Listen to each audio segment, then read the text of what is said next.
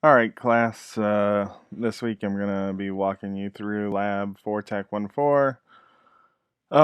Count input length without spaces, periods, or commas. Alright, so in this example, they give you the input. Input can be anything, right? All in one line. They're saying, hey, don't count the characters for spaces, periods, and commas. And your output is 21, so your program would be counting, your script would be counting all the actual characters, but ignoring those spaces, periods, and commas is their intent. In this, they've already established the input for that string, so your work isn't too hard in what's in front of you. So let's get into that.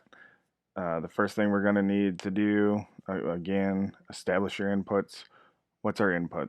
We have the user string, and we got to come up with the characters.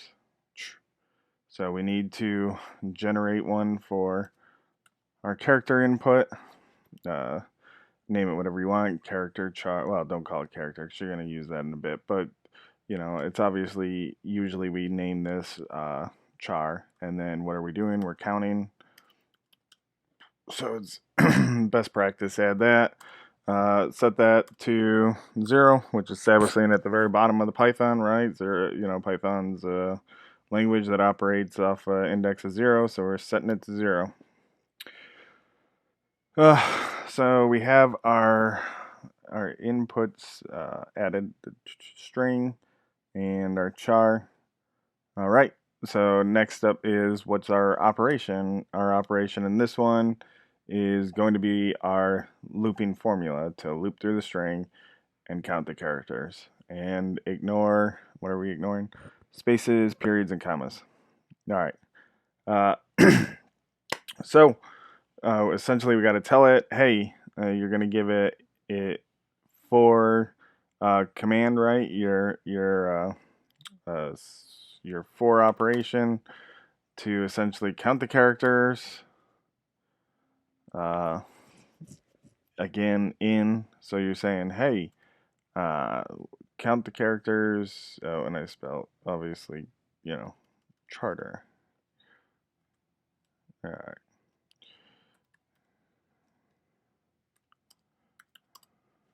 So this is going to be in, essentially, as we established, we're going to count it through the string. So as you've learned from previous lessons, you know, you're going to have to tell it exactly where that directory it's pulling from, that's that command, that syntax.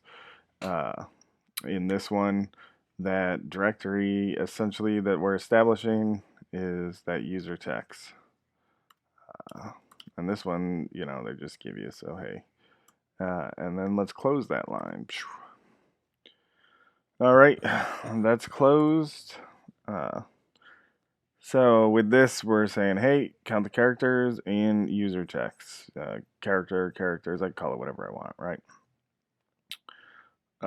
And we've already established that. So really the tricky part you're going to run into, you're going to ask yourself, like, how do I exclude spaces, periods, and commas? And this one is always challenging because it really comes into figuring out how to do the comparison on the string. How am I going to compare it in a way that the interpreter looks through the string and ignores that?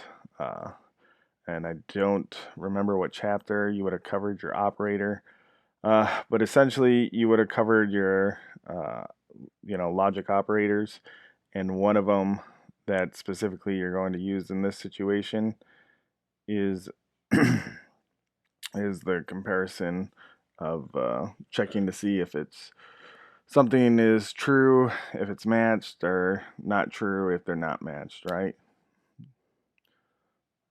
All right, so that would have been your not equal operator. So let's get into writing this. So because, again, we closed it, ready to start our for, if our character, oh, chata, it's about to run again.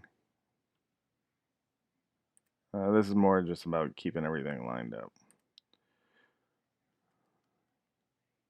All right. If our character, again, the operator that I talked about that we're going to look at is our not equal. I'm looking at my keyboard for where the hell it. There we go. Alright, so we threw a not equal, and the first one we're going to do is spaces. So how do we cut out space? Space. Boom. Alright, so I added a space right there in between it. That's how we look for space. Alright, if you're going to run more than one command, right, because we don't need to create multiple ifs, we can all sync it on one line. You just and keep running your program together. Character, again, use my not equal comparison.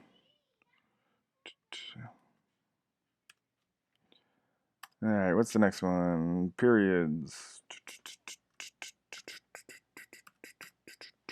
So, period and character. And our final one was commas. Alright.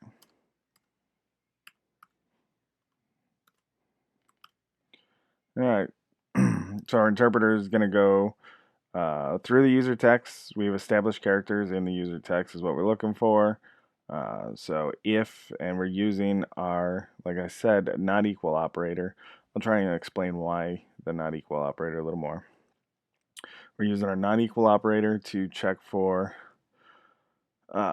space, periods, and commas. So that's what we've established here. Our if line is going through that string to look for those. So trying to break this down, essentially using not equal is saying, hey, think if you had two numbers. If you had 5 equals 5, that would be true.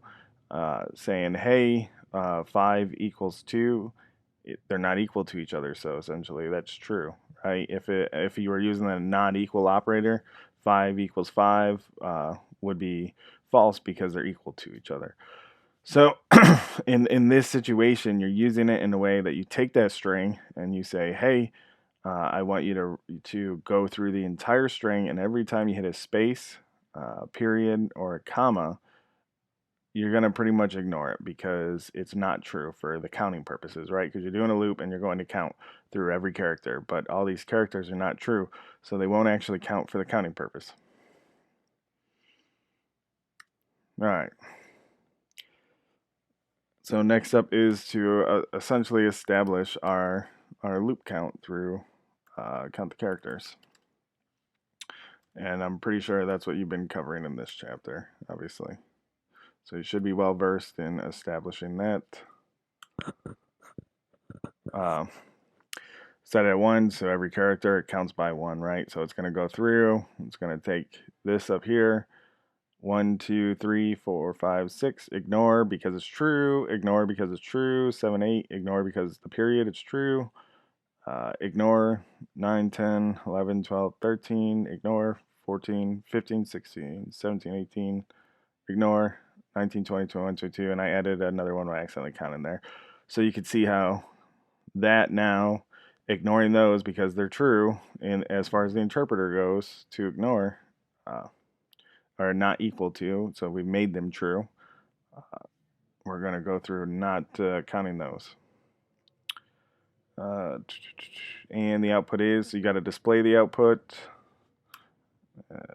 Easy enough for the display.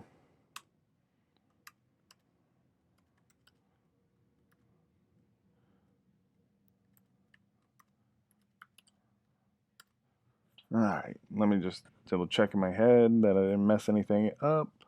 Again, we established inputs, we've established our operation. We've established checking for counting through the string, and then starting at 0 and count by 1 for every character. Alright, submit mode. Let's see how this first draft goes.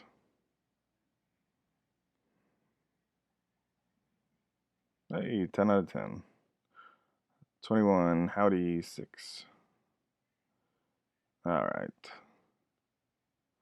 I hope that